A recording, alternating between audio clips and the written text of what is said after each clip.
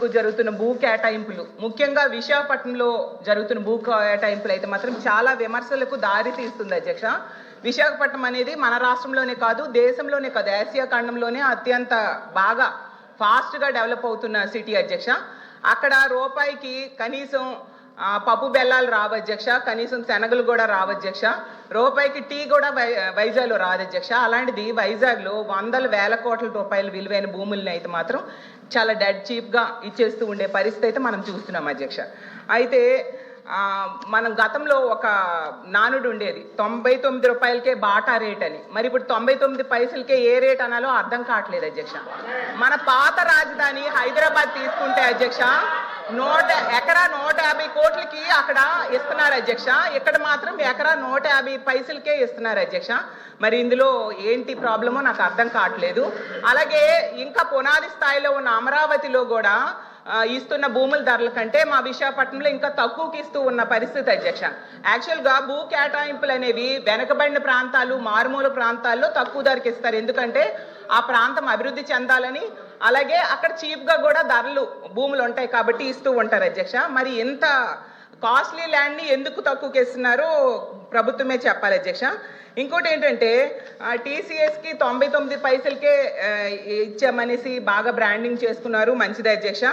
అయితే టీసీఎస్ అంతకి ఇవ్వాలని డిమాండ్ చేసిందా లేదా ప్రభుత్వమే ఆఫర్ చేసిందా తెలియదు కానీ అధ్యక్ష, ఐటీ కంపెనీలకు ఇస్తామని చెప్పి రియల్ ఎస్టేట్ కంపెనీలకు అయితే భూములు అత్యంత తక్కువ ధరలకైతే ఇచ్చేస్తున్నారు అధ్యక్ష. ఇప్పుడే చెప్పినట్టుగా రహేజా డెవలపర్స్కి 99 పైసలకేమో 27 ఎకరాలు కట్టబెట్టడం జరిగింది అధ్యక్ష. అలాగే అడ్రస్ లేని వర్సా కంపెనీకి డెడ్ చీప్గా 3,000 కోట్ల రూపాయల భూమిని కట్టబెట్టాలని ట్రై చేశారు అధ్యక్ష. మాట్లాడనివ్వండి మంత్రి గారు ప్లీజ్. 1 సెకండ్ అధ్యక్ష, మళ్ళీ నేను ప్రశ్నిస్తున్నా. నేను 5 కంపెనీలని చెప్పాను అధ్యక్ష. 6వ కంపెనీ పేరు మేడం గారు ప్రస్తావించారు, ఆధారాలు పెట్టమని హౌస్ ఆరోపణలు చేసి బయటకు వెళ్తాను. మేడం గారిని ఇప్పుడే ఆధారాలు పెట్టమని లేటెస్ట్ చేస్తూ విత్డ్రా ది స్టేట్మెంట్ అధ్యక్ష. అంతేగాని ఉరిసాకు మేము ల్యాండ్ ఎక్కడ ఇచ్చావు అధ్యక్ష? వీఆర్ నాట్ గివెన్, మేము ఇవ్వలేదు అధ్యక్ష. చాలా స్పష్టంగా నేను చెప్పాను, 5 కంపెనీలకే ఇచ్చానని చెప్పాను. ఒరిస్సాకి నేను ల్యాండ్ ఇచ్చానని మేడం గారు నిరూపిస్తే no problem, I will withdraw my statement. లేదంటే మేడం గారు స్టేట్మెంట్ విత్డ్రా చేయాలి, లేదంటే ఏదో ఆరోపణ చేసి మేము బయటకు వెళ్ళే తరపు నుంచి మేము ఒప్పుకోవడానికి సిద్ధంగా లేదు. We are not willing to take that. ఒరిస్సాకి ఇచ్చామని అంటున్నారు అధ్యక్ష, దయచేసి కరెక్ట్ కాదు అధ్యక్ష. మేడం గారు వివరాలు ప్రజల ముందలు పెట్టమని కోరుతున్నారు అధ్యక్ష. మాధవరావు ఇప్పుడు సెకండ్ సెక్రటరీ మాట్లాడుతున్నారు, మీరు లేచి మాట్లాడతారు ఎందుకు? నా కూర్చోండి మంత్రి గారు. 1 మినిట్ అమ్మా 1 మినిట్ మంత్రి.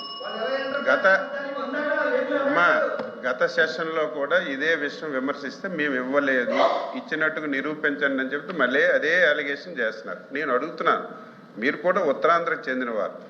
ఉత్తరాంధ్ర అనేది వెనకబడిన ప్రాంతం, ఎక్కడికి వెళ్ళినా సరే ఈ దేశంలో ప్రపంచంలో ఎక్కడ చూసినా సరే ఉత్తరాంధ్ర వాళ్ళు అక్కడ పనిచేస్తున్నారు అధ్యక్ష. మనకు అన్ని వనరులు ఉన్నాయి, ఉన్న వనరులు ఉపయోగించుకోకపోవడం వల్ల మన దగ్గర ఉన్నటువంటి చదువుకున్న యువకులందరూ ఉద్యోగాలు లేక నిరుద్యోగ సమస్యతో బాధపడుతుంటే ఈరోజు మీకు ఒక చెప్పండి, నిరుద్యోగ యువకులకి ఉద్యోగాలు ఇవ్వాలనుకుంటున్నారో ఇవ్వకూడదు అనుకుంటున్నారో దానికి మీరు చెప్పండి. 99 పైసలకి మా చుట్టాలకు బంధువులకి ఇచ్చాం అధ్యక్ష.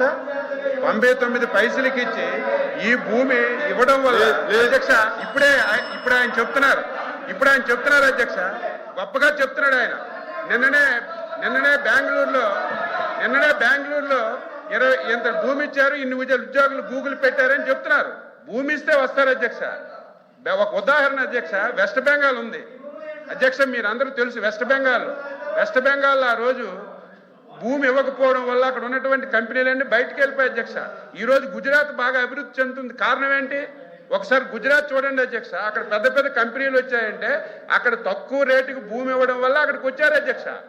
ఈరోజు ఉత్తరాంధ్ర వెనకబడి ఉంది, ఆ ప్రాంతానికి ఎక్కువ మందికి ఉపాధి కల్పాలి, ఉద్యోగాలు కావాలని దృష్టి పెట్టి పాలు ఏలు పెట్టుకుని పెడుతుంటే దాన్ని హర్షించవలసింది పోయి అభినందించవలసింది పోయి దాన్ని కూడా విమర్శిస్తున్నారు అధ్యక్ష. దీన్ని మీరు ఖండించాలి ఈరోజు స్పష్టంగా అధ్యక్ష. లేని విషయాన్ని ఇప్పుడు ఒక అలిగేషన్ చేశారు. ఉషా వాళ్ళకి 99కి ఇచ్చారు, నిరూపించమనండి, చెప్పాలి కదా అధ్యక్ష. మీరు స్పష్టంగా ఫ్లోర్ ఆఫ్ ది హౌస్ లో చెప్పాం 5 కంపెనీలకే ఇచ్చామని చెప్పాం. ప్లీజ్ కళ్యాణ్ గారు. అధ్యక్ష ఒక్క నిమిషం. మేడం గారు సార్ అడిగారు.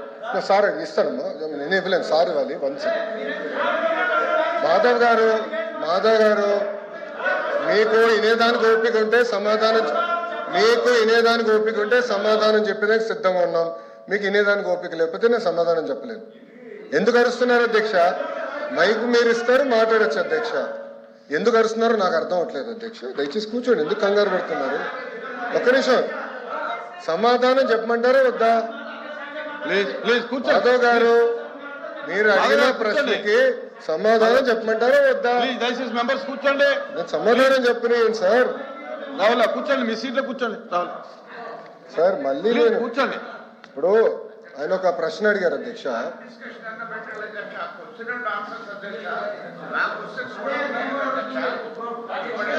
ఇప్పుడు అధ్యక్ష నన్ను సమాధానం చెప్పాలి అధ్యక్ష, ఎందుకంటే మంత్రి గారు మాట్లాడతారు. కూర్చోండి కూర్చోండి, వీర్రాజు గారు కూర్చోండి. అధ్యక్ష కూర్చోండి ప్లీజ్, మెంబర్స్ కూర్చోండి. ప్లీజ్ మెంబర్స్ కూర్చోండి. అమ్మా 2000 మాట్లాడదు కూర్చో. అధ్యక్ష ఇప్పుడు అడిగిన ప్రశ్నకి నేను సమాధానం చెప్తున్నాను. ఓకే, మీరు అడిగారు ఇంకా కొన్ని కంపెనీలు ఆంధ్ర రాష్ట్రానికి తీసుకురండి, లేదంటే పక్క రాష్ట్రాలకు వెళ్తున్నాయి. ఎస్, ఇప్పుడు ఈరోజు భారతదేశంలో 100 రూపాయలు పెట్టుబడి వస్తే దాంట్లో సుమారుగా 25.3 రూపాయలు ఆంధ్ర రాష్ట్రానికి వస్తున్నాయి. 25 పూర్తి చేయండి సార్. కూర్చో స్వామి. సార్ వినవయ్య స్వామి. అరే రే రే రే గారు నా ఇప్పుడు ఓకే, మరో సభ్యులు ఒకటి ఆలోచించాలి అధ్యక్ష. ఇప్పుడు ఒకసారి ఆలోచించాలి అధ్యక్ష. ప్లీజ్ ప్లీజ్ ప్లీజ్ మాధవ్ గారు లెక్కల్లోకి వెళ్తే 151 11 అయినాయి. టీమ్ 11 తయారైంది. అది కూడా మాట్లాడదామా, డిస్కస్ చేద్దామా? ఓకే, మీ సీన్ రిపీట్ అవుతుంది, ఎందుకు కంగారు పడుతున్నావు అధ్యక్ష? ఇప్పుడు ఇట్లా వెళ్తే ఆనాడు హెరాస్ చేయలేదు అధ్యక్ష. 2019 నుంచి 24 వరకు మోహన్ దాస్ పై గారు ఏమన్నారు? There is economic terrorism in Andhra Pradesh అన్నారు. మీరు ఇట్లానే అమర్ రాజా బ్యాటరీని హెరాస్ చేస్తే వాళ్ళు వెళ్ళి ఎక్కడ పెట్టుబడులు పెట్టారు? తెలంగాణ రాష్ట్రంలో పెట్టుబడి పెట్టారు. వెళ్ళలేదు. ఎక్కడికి వెళ్ళింది ఆక్సిలర్ మిత్తల్? ఎక్కడికి వెళ్ళింది? మాధవ్ గారు మీరు వాస్తవాలు తెలియకుండా మీరు మాడటం కరెక్ట్ కాదు. ఆర్సిలర్ మిత్తల్ ప్రాజెక్ట్ ఉత్తరాంధ్రకు వస్తుంది. మేము భూములు కేటాయించాం, ఎన్వైరన్మెంటల్ క్లియరెన్స్ చేయించాం. పక్క రాష్ట్రాల్లో 10 సంవత్సరాల ప్రాజెక్ట్ ముందరికి వెళ్ళకపోతే ఇక్కడ ఉన్న మా మంత్రి టీజీ భరత్ గారి నాయకత్వంలో 16-17 నెలల్లో వాళ్ళని తీసుకొచ్చాం. That is going to be India's largest steel plant. ఒక విశాఖపట్నంలో 2వ స్టీల్ సిటీ మేము కట్టబోతున్నాం. ఎందుకు కంగారు పడుతున్నారు? ఎందుకు అధ్యక్ష? అన్ని ప్రశ్నలు సమాధానం చెప్తున్నా. మాధవ్ గారు కొంచెం బీపీ ఎక్కువైంది, బీపీ బిల్ ఇవ్వండి, కొంచెం కామ్గా ఉంటారు. ఇప్పుడు ఆయన గూగుల్ గురించి ఒక ప్రశ్న అడిగారు అధ్యక్ష. న్యూస్లో వచ్చింది, గూగుల్ ఎక్స్పాన్షన్ ఒక రాష్ట్రంలో చేస్తున్నారు. అక్కడ ఏం రాశారు? చాలా స్పష్టంగా ఆఫీసు అద్దెకి తీసుకుంటున్నారు అని వాళ్ళు చెప్పారు. ఇప్పుడు నేనేమంటున్నానంటే అధ్యక్ష, దాన్ని పూర్తి చేయమంటారా? ఎల్ఓపి గారు, you can not dictate terms. Let me answer my question. Madhav గారే ప్రశ్న వేస్తారు, మాధవ్ గారే సమాధానం అధ్యక్ష, బేసికలీ నాకు అర్థమైంది ఏంటంటే ఆంధ్ర రాష్ట్రానికి పరిశ్రమలు రాకూడదు అనేది ఒక లక్ష్యంగా పెట్టుకుంది వైకాపా పార్టీ. ఉన్న పరిశ్రమలు తరమేయాలని ఒక లక్ష్యంగా పెట్టుకున్నారు. అధ్యక్ష, నేను సూటిగా ప్రశ్నిస్తున్నా, టీసీఎస్ కి భూమి ఇస్తాం తప్ప, కాగ్నిసెంట్ కి భూమి ఇస్తాం తప్ప, మదర్సన్ కి భూమి ఇస్తాం తప్ప. It is the government policy. Government ఏ నిర్ణయం తీసుకుందంటే పక్క రాష్ట్రాలతో మనం పోటీ పడాలి. విశాఖపట్నంలో ఐటీ ఎకో సిస్టమ్ లేదండి. It is a fact. IT ecosystem ఎక్కడుంది? మీరు 5 సంవత్సరాలు ఏం చేశారు? ఒక కంపెనీ పట్టుకొచ్చారా విశాఖపట్నం? సరిగ్గా ఇన్ని మాటలు మాట్లాడతారు. మేము 18 నెలలు పట్టుకొచ్చాం, 18 నెలలు ఇన్ని కంపెనీలు పట్టుకొచ్చాం. ఆర్సిలర్ మిత్తల్ విశాఖపట్నానికి వచ్చింది. ఈ రోజు టీసీఎస్ విశాఖపట్నానికి వచ్చింది, కాగ్నిసెంట్ విశాఖపట్నానికి వచ్చింది. ఈ రోజు పెద్ద ఎత్తున రియల్ ఎస్టేట్ డెవలపర్స్ మేము పట్టుకొస్తున్నాం విశాఖపట్నానికి. Please. వాళ్ళకి మార్కెట్ ప్రైస్ వాళ్ళకి భూములు కూడా కేటాయిస్తాం జరుగుతుంది. Yes, it is a policy of this government. మేము ఇన్ఫ్రాస్ట్రక్చర్ బిల్డ్ చేయాలి. టూరిజం మంత్రి గారి నాయకత్వంలో టూరిజం పాలసీ కింద హోటల్స్ మేము కట్టాలి. ఎందుకంటే అధ్యక్ష, మేము నేను ఐపీఎల్ మ్యాచ్ జరిగినప్పుడు వెళ్ళా, అక్కడ ఒక ఫీడ్బ్యాక్ వచ్చింది, ఇక్కడ హోటల్స్ లేవు, ఉండాలంటే మాకు హోటల్స్ లేవని వాళ్ళు కూడా ఫీడ్బ్యాక్ ఇచ్చారు. హోటల్స్ కూడా కట్టాలి, కన్వెన్షన్ సెంటర్ కట్టాలి, ఒక ఎకో సిస్టమ్ ఏర్పాటు చేయాలి. అధ్యక్ష 1994 నుంచి 2004 మధ్యలో కూడా ఆనాటి ముఖ్యమంత్రి చంద్రబాబు నాయుడు గారు అతి తక్కువ ధరలో ఆనాడు హైదరాబాద్ లో భూములు కేటాయించారు కనుకనే ఐఎస్బి హైదరాబాద్ లో ఉంది, మైక్రోసాఫ్ట్ హైదరాబాద్ లో ఉంది, ఇన్ఫోసిస్ హైదరాబాద్ లో ఉంది, టీసీఎస్ హైదరాబాద్ లో ఉంది. అట్లా అనేక పరిశ్రమలు వచ్చి ఈ రోజు ఒక జీసీసీ క్యాపిటల్ అయిందంటే దానికి కావాల్సిన మొత్తం ఎకో సిస్టమ్ కట్టాం అధ్యక్ష. వెళ్దాం. ఇది దాంట్లో భాగంగా ఎకో సిస్టమ్ బిల్డింగ్ అనేది చాలా చాలా అవసరం. ఎకో సిస్టమ్ లో హోటల్స్ రావాలి, హాస్పిటల్స్ రావాలి, సోషల్ ఎకో సిస్టమ్ క్రియేట్ చేయాలి, కంపెనీకి వాక్ టు వర్క్ క్రియేట్ చేయాలి అధ్యక్ష. ఈ మొత్తం ఎకో సిస్టమ్ క్రియేట్ చేయడానికి మేము కష్టపడుతున్నాం అధ్యక్ష. మంత్రి గారు అదే అధ్యక్ష. అమ్మా ఆగండి.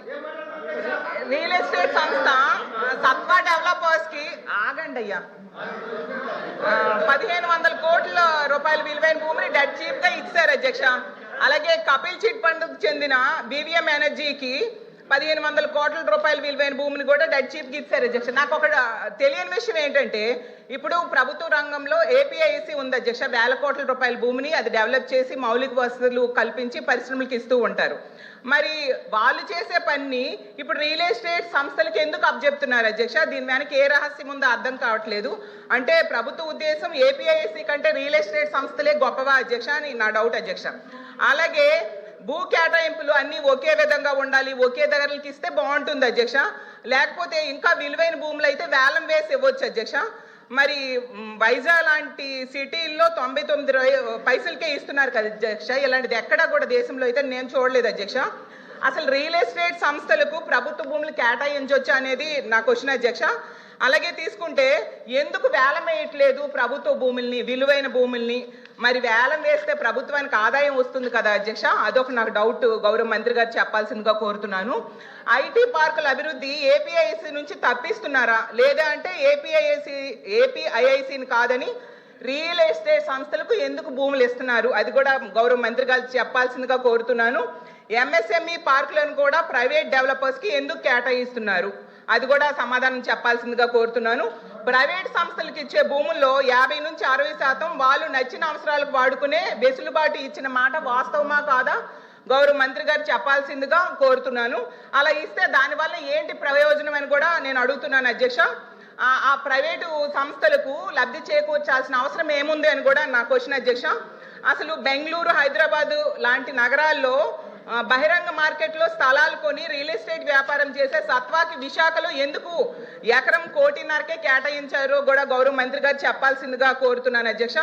కపిల్ చిట్ ఫండ్స్ కి చెందిన బీవీఎం ఎనర్జీకి ఎకరం 1.5 కేమో 30 ఎకరాలు కేటాయించారు అధ్యక్ష. ఎందుకు మార్కెట్ ధర? ప్లీజ్ మంత్రి గారు. అధ్యక్ష, గుడ్, మంచి షార్ట్ డిస్కషన్ అయిపోయింది అధ్యక్ష. 99 పైసలకి మీరు ఎందుకు భూమి ఇస్తున్నారని